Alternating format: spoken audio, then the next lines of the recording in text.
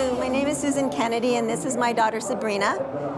Recently, we've had tons of snow in Pennsylvania, and now that it's warming up, we had some ice dams form, and the water seeped into the shingles and through the drywall. So we know we can get it fixed this time, both maybe replacing the roof and the drywall, but how do we prevent it from ever happening again? Well, Susan, when it comes to ice dams, there are some things you can do to help control them or limit them. I'm always nervous about saying, hey, if you do all this, you're going to eliminate them completely, because there are forces that happen with Mother Nature that we just can't control. But the things you can do are insulation, ventilation, and waterproofing. So you want to make sure there's enough insulation up in that attic space. And I think you said you live in Pennsylvania.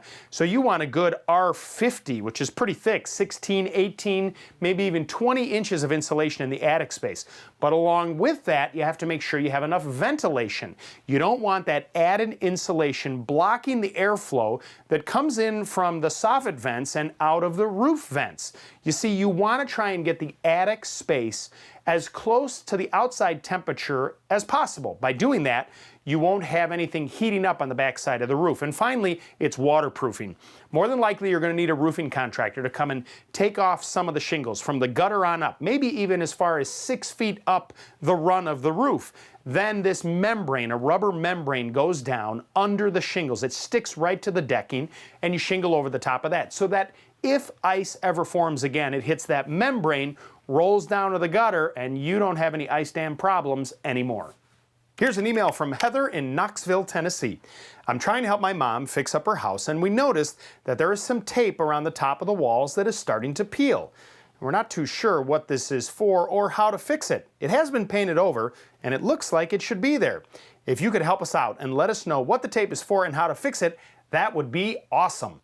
All right, well, Heather, that paper that you see peeling away is actually the joint tape.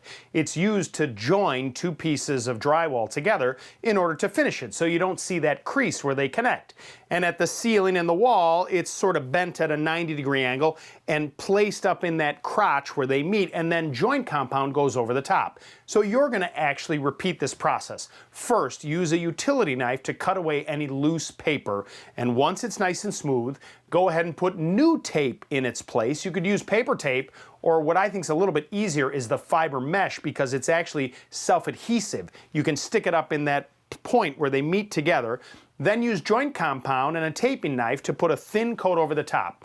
You're going to have to repeat that twice, so you have 3 finished coats, thin ones, allowing the coats prior to that to dry. Then sand it, prime it, paint it, and look at you, you just helped your mom fix up her house. Here's an email from Judy. I'm remodeling my bathroom and am putting ceramic tile on the shower walls and floor. Now, I bought the tile from a surplus store, but I can't find the bullnose to match or an accent that is affordable to me. Do you have any ideas on what I can use? Well, Judy, you saved all this money on the surplus tile, but that means you don't have all the parts, because that's why they sell it so cheaply. Now, you could go with a completely different color. Your email doesn't say what color the tile is, so I'm going to assume it's white. How about a black bullnose, that you go with a black and white theme? I mean, if you have to spend a little bit more on the accent, I mean, maybe that's just what you have to do, because ultimately, you're going to save a bunch of money because you did it yourself.